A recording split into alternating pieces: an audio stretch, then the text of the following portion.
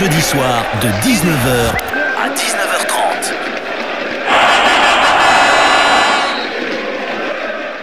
Bonne soirée 100% CO, c'est parti. Cyril Masson, bonsoir. Bonsoir Manu, bonsoir à tous. T'es content Manu d'être là, je le sais, c'est ton petit moment là, ton petit moment câlin, ton petit moment chocolat, c'est 100% CO. On est très content de vous retrouver ce jeudi soir avec notre invité, il est là, il est beau, il est habillé en bleu, c'est Baptiste Delaporte. Salut Baptiste. Salut. On est très content de te recevoir une nouvelle fois, je les compte même plus. On te doit une bière sur ta carte de fidélité 100% CO je pense. On va parler de tes premières fois un petit peu parce que t'as marqué samedi contre Worcester ton premier essai en pro. Ben ouais, moi j'y croyais pas quand j'ai vu passer la stat. Ouais, c'est son premier essai en pro. Je suis enfin quand même, il en a forcément mis d'autres. Ouais, moi j'y croyais pas quand j'ai pris le ballon pour aller marquer. Et que tu l'as mis. Bon, ça compte ou pas un premier essai en pro parce que t'as quand même deux saisons et demie vraiment dans les pattes. Ouais. C'est pas comme si c'était au tout début. Tu vois, est-ce que ça c'était quand même un moment un peu spécial pour toi? Ouais, c'était spécial parce que je marque. Vu que voilà, ça fait je crois que c'est 39 matchs, mon premier essai en 39 matchs professionnels, un truc comme ça, donc je marque très peu, donc oui, pour moi c'était énorme quoi, inespéré. Ouais. Si après je base pas mes saisons sur le nombre d'essais que je vais marquer, sinon je sais que je vais être déçu. Ouais, voilà, c'est ça exactement. La première fois, tu t'en rappelleras forcément de ce premier essai en pro. Est-ce que tu te souviens de toutes tes premières fois, je parle que de rugby, premier entraînement avec les pros par exemple, ou le premier match, est-ce que tout ça tu t'en souviens? Bien sûr, oui, je m'en souviens très bien. Premier entraînement, ouais, je m'en souviens très bien. C'était, il y avait un entraînement de terrain et il y avait encore Brice Mac au club et j'avais plaqué, c'était un lundi donc tu vois un truc un peu détendu, enfin pas détendu mais pas très intense, ouais. Moi je connaissais pas trop donc tu sais quand t'es jeune tu veux te montrer un peu donc j'ai plaqué un peu fort dans les jambes. Et j'ai pris une agression par capot, mais de suite quoi. Et du coup, un peu étonné. Excusez-moi, désolé. Ça te met, c'est bien, ça te met dans le bain. Ça te met dans le bain. Une petite agression par capot pour commencer. Bah, très bien. Premier match avec les pros, tu t'en souviens forcément. Ça, c'était quoi? C'était contre les Tigers. Donc en Coupe d'Europe aussi. En Coupe d'Europe, j'étais remplaçant. Je suis rentré à la mi-temps. C'était pas très bien passé. On avait pris 30 points au cours de la première mi-temps. En Coupe d'Europe, ça m'étonne quand même. Un match qui se passe pas bien. C'est pas cool ça. C'est surprenant, Baptiste. Est-ce qu'il y a des premières fois qui comptent plus que d'autres pour toi, en tout cas dans ton parcours? Le premier match, le premier essai, le premier capitanat, peut-être. Est-ce qu'il y a des premières fois qui vraiment à tes yeux sont plus importantes? Ouais, toutes les premières sont importantes. Le premier essai, c'est bien, mais c'est pas ce qui va me marquer le plus, quoi. C'est surtout le premier match en top 14 quand on joue Oyo à l'extérieur où je commence le match et l'équipe fait un match de fou et on gagne là-bas à Oyo et ça lance une belle série donc cette saison où on a été champion. Donc ouais, le premier capitanat, surtout là quand je sais que je vais être vice-capitaine, surtout ça quoi, quand je sais que cette saison je vais être vice-capitaine du Castres Olympique, c'était beaucoup de fierté, beaucoup d'émotion aussi, donc voilà, c'est plutôt ça. Après, une fois que j'ai su que j'étais vice-capitaine cette saison, après, quand t'es capitaine d'un match, c'est une grande fierté, mais t'es dans ton rôle, quoi. Donc, je le retiens, mais c'est pas. Je retiens plutôt le moment où on m'a annoncé que j'allais être vice-capitaine. Ouais, d'accord. Ok. Il y a des joueurs, on les trouve meilleurs quand ils sont capitaines justement, ou justement on les trouve un peu moins bons. On les voit plus libérés sans le brassard, sans cette responsabilité. Toi, tu te positionnes comment justement? Ça t'a pas apporté un surplus de responsabilité? Tu le sens bien quand même? Ça te gêne pas dans ton jeu? Non, ouais, ça va. Je suis bien accompagné. Bon, il y a juste Rory à gérer 2-3 fois, mais ça se passe plutôt bien dans l'ensemble. C'est une position voilà, où j'ai quand même j'ai eu l'habitude dans toutes les équipes jeunes. J'ai quasiment tout le temps joué avec cette responsabilité au-dessus de ma tête, donc ça me fait pas grand chose. J'aimerais bien entendre les conversations des fois quand tu dois gérer le Rory. C'est cordial. Sur certains matchs. Ah ouais, j'imagine à la 60e, la tête dans le rouge, bien sûr. Alors, on parlait de ton premier essai. Bon, il y a eu cette victoire évidemment en Coupe d'Europe, une défaite, une victoire. Vous restez encore après 2 journées en course. Tout peut encore se passer. Il y a évidemment La Rochelle, mais je reste sur la Coupe d'Europe. Il y a le déplacement en Russie derrière, double confrontation contre le club russe. Au moment où le top 14 c'est très serré, c'est délicat, est-ce qu'il faut vraiment laisser des forces dans cette compète européenne? Écoute, on est toujours en course, comme tu as dit, pour pour cette Coupe d'Europe. Voilà, et nous on a bien sûr envie de la jouer. Je sais que beaucoup de gens pensent peut-être que c'est une compétition qu'on lâche un peu chaque année, mais je peux vous assurer que chaque année on essaye de faire des résultats. Donc c'est peut-être pas aussi facile que dans une compétition comme le Top 14, parce que tu rencontres des équipes que tu connais pas forcément beaucoup, tu rencontres des équipes qui ont un autre style de jeu, que ça joue beaucoup plus vite, où le temps effectif de jeu est beaucoup plus grand. C'est une autre compétition. Voilà, c'est pas un autre rugby, mais presque. Mais pour l'instant, on est juste quitte, quoi. On a perdu là-bas à Newport, on gagne ici contre Worcester. On n'a rien fait d'exceptionnel. On va juste voir ce que ça donne par la suite, quoi. Mais bien sûr, comme juste compétition, enfin, pour moi, il y a pas de. Moi, c'est une compétition qui me plaît beaucoup, qui me fait rêver. Et voilà, et le plus loin possible. Ah bah, j'aimerais bien connaître une qualification en quart de finale de Coupe d'Europe. Moi je suis avec toi là-dessus, Baptiste, y a pas de problème. Je voudrais qu'on reparle d'un petit événement. On t'a pu te voir lundi soir à la nuit du rugby. T'étais nominé dans la catégorie meilleur espoir. Bon, t'as pas gagné, t'es pas trop déçu, on s'en relève. Est-ce qu'on se relève de ça, Baptiste? Ouais, franchement, ouais. C'était dur, mais non, oui. Après, bon, je savais que voilà, en face, j'avais quand même des joueurs qui étaient quand même très en vue et très bons dans leur club, donc je suis aussi réaliste sur ce fait-là. Pierre-Louis Barassi, du coup, qui a été nommé révélation de la saison dernière, c'est juste logique. Il a été appelé en équipe de France cette année. Je respecte énormément et j'irai jamais je vais pas crier au scandale, quoi.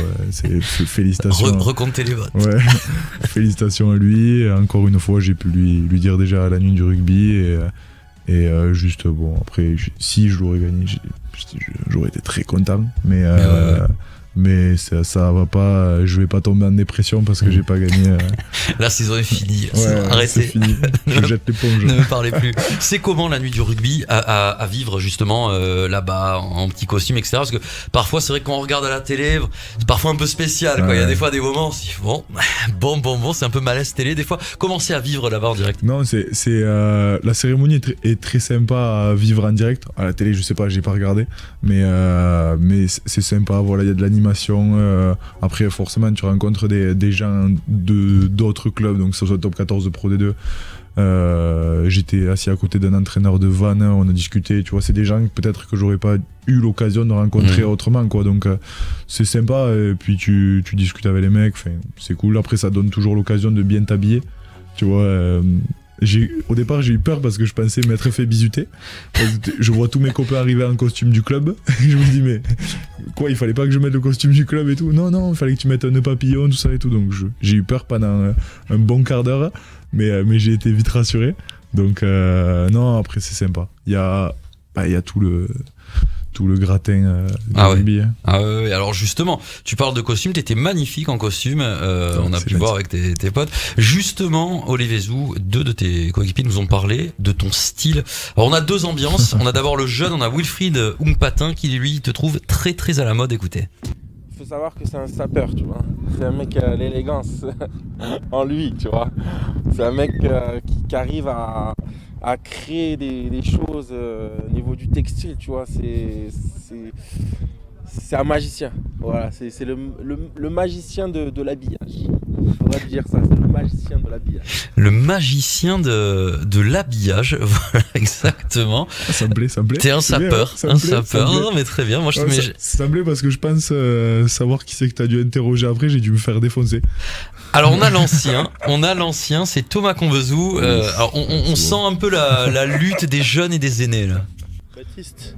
Il a une vieille coupe de cheveux dégueulasse à chaque fois, ou son style vestimentaire, là il se croit à la mode et tout. Bon, c'est pas la mode ça. Tant qu'il est pas habillé en orange comme un chasseur à casse, ce sera pas la mode. Voilà, c'est gratuit. Est-ce que tu es content d'être venu, Baptiste?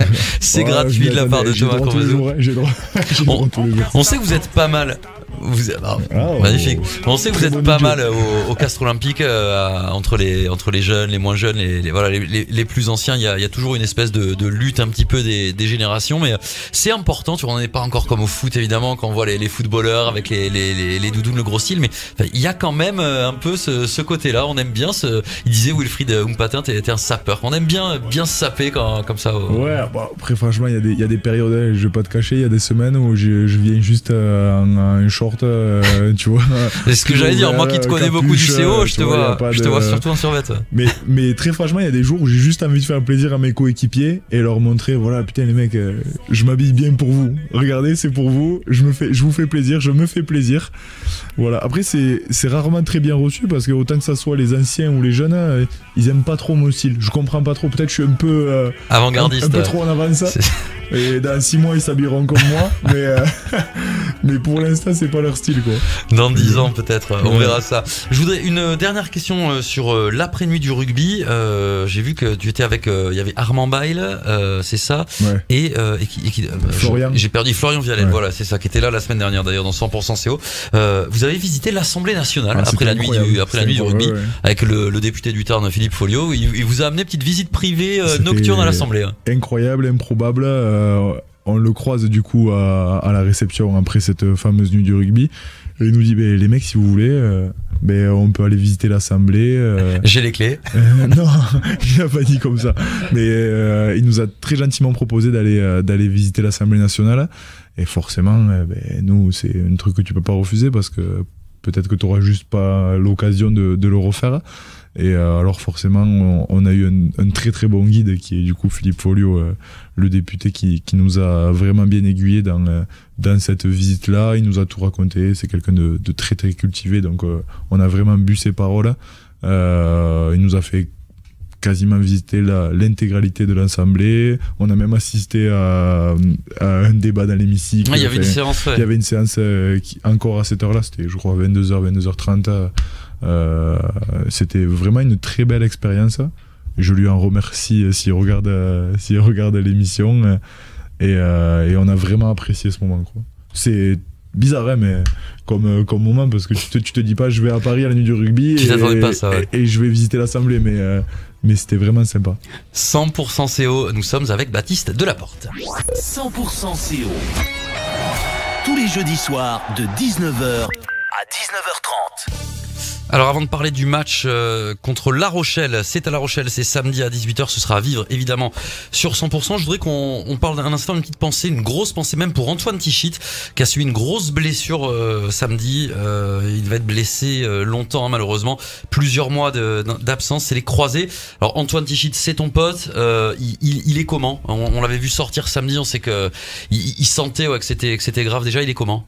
Ouais, là franchement, je l'ai eu encore par message aujourd'hui, j'ai pas eu l'occasion d'aller le voir, mais il a le moral. Ouais, après le match, c'était un peu dur parce que je pense qu'il sentait qu'il y avait un truc qui allait pas, mais là ça va, il a le moral, il prend déjà ça comme un nouveau futur challenge, quoi, un défi pour lui, de bien revenir, de revenir costaud pour après cette blessure et je pense qu'il le prend du bon côté, quoi. Il est pas abattu, accablé forcément. C'est dur quand t'as une blessure et surtout grosse comme ça. Mais c'est quelqu'un de très très très fort mentalement, donc j'ai aucun souci de ce point de vue-là. Qui est un joueur, en plus un des joueurs les plus utilisés du Castres Olympique depuis plusieurs années, Antoine Tichit. Bon, ça va, voilà, faut voir. Effectivement, ce sera un vrai challenge pour lui de revenir après ça. Pour vous, le challenge dans l'immédiat, Baptiste, c'est La Rochelle, samedi, match à 18h en Charente-Maritime. Match compliqué, déjà par le contexte, il est placé entre deux sessions de Coupe d'Europe. On va à l'extérieur. Match particulier et très très important. Oui, exactement. C'est important de pouvoir switcher entre les deux compétitions. C'est une équipe, je pense que vous connaissez un peu La Rochelle, mais c'est une équipe qui est très forte. C'est une très bonne équipe avec de très très bons éléments, de très bons joueurs. C'est pas un secret, il va falloir faire un bon match là-bas si on veut espérer quelque chose ce week-end, mais mais on sait que d'ores et déjà que ça va être un match dur, quoi. À l'extérieur en plus, ou cette année l'extérieur c'est vraiment compliqué pour le CO. J'imagine qu'on y va toujours en se disant il faut réussir à gratter quelque chose à un moment ou à un autre. Ouais. À la fois c'est compliqué, à la fois c'est excitant parce que là on va jouer à La Rochelle, je sais qu'il y aura des supporters castrés parce qu'ils nous suivent partout et je leur en remercie, et tu joues dans un stade qui fait guichet fermé quasiment tout le temps avec une grande ambiance et tu vas jouer des grands joueurs, donc je pense que c'est excitant, voilà, de jouer des matchs comme ça. On a tous envie de jouer des matchs comme ça, donc moi j'y vois que du positif à aller se déplacer à La Rochelle. La Rochelle pas au mieux non plus en ce moment, qui fait un peu penser au Castres Olympique dans ce début de saison au niveau des résultats. On sent que la machine a pas, c'est pas encore totalement lancé pour eux aussi. Ouais, après ils sortent deux matchs de Champions Cup, donc je pense qu'ils vont s'être acclimatés déjà à ce niveau de la Champions Cup qui est plus haut que nous, la Challenge Cup par exemple. Donc ça peut jouer, ça, tu crois, dans l'intensité, dans le rythme. Ils ont de super joueurs. Je pense que c'est des joueurs qui vont s'acclimater vite au niveau des 2 derniers matchs qu'ils ont eu. Donc, je pense que ça va être un match âpre, quoi. Ce sera samedi à 18h, La Rochelle-Castres, et ce sera à vivre évidemment sur 100% en direct et en intégralité. On arrive bientôt à la fin de cette émission. Je voudrais revenir rapidement sur les résultats du week-end des équipes de l'association, parce qu'on a vu des belles choses côté castré, avec les Crabos qui se sont imposés. C'était la 6e journée de leur championnat. Ils ont battu Pau 15-6. Les KDA ont battu l'USAP 22-19. Les KDB ont fait match nul contre l'USAP 5 partout. Et puis les cadettes du Castres Olympique se sont imposés 19-5 contre Narbonne. Ça va pas mal du côté de l'association. Les espoirs ne jouaient pas. Les espoirs, tu les suis un petit peu, Baptiste, cette saison. T'as l'occasion de les regarder un peu. Ouais. Je suis pas allé au stade pour les voir, mais je les suis du coup à travers les jeunes qui montent en pro. Je les suis avec les relations que j'ai avec Cédric Jalabert, du coup, qui s'occupe à la fois des espoirs, à la fois du centre de formation. Je sais que c'est pas la joie.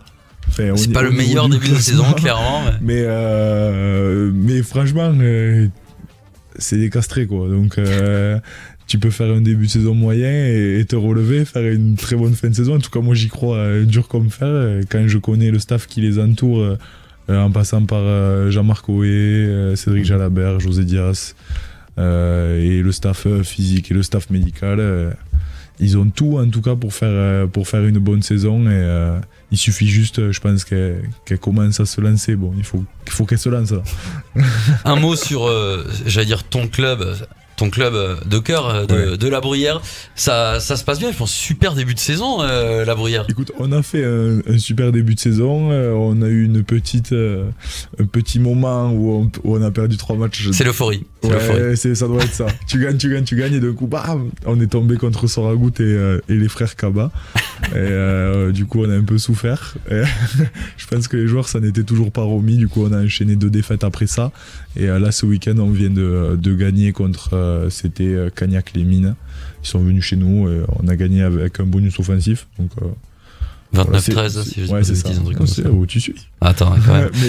Mais c'est bien pour les mecs. Parce qu'il y a des joueurs quand même extraordinaires dans cette équipe de La Bruyère, des Scand, des Manganello, des Loupiens et autres. Et super coach Mathieu Alba, d'ailleurs je lui fais une dédicace parce que j'ai eu le téléphone juste avant d'arriver. Très bien. C'est son moment de gloire. On lui fait un bisou à Mathieu Alba aussi, Mathieu qui joue parfois. Aussi, oh là, il y a du monde. Il y a du monde à La Bruyère. Attention. Merci beaucoup en tout cas, Baptiste, d'avoir été avec nous dans 100% CO. On te suivra de très près lors de la rencontre contre La Rochelle. C'est samedi à 18h. C'est à vivre dès 17h30 en direct et en intégralité sur 100% radio officielle du Castres Olympique. Merci Baptiste, ciao, à bientôt. Et à tous, on vous souhaite une très bonne soirée sur 100%. Exactement, si vous voulez revoir les images de l'émission, il n'y a pas de souci sur les réseaux sociaux, celui du Facebook du Castres Olympique et celui de 100%. Bonne soirée, le jeudi soir, c'est 100% tube, juste après ça. 100% CO. Tous les jeudis soirs de 19h à 19h30.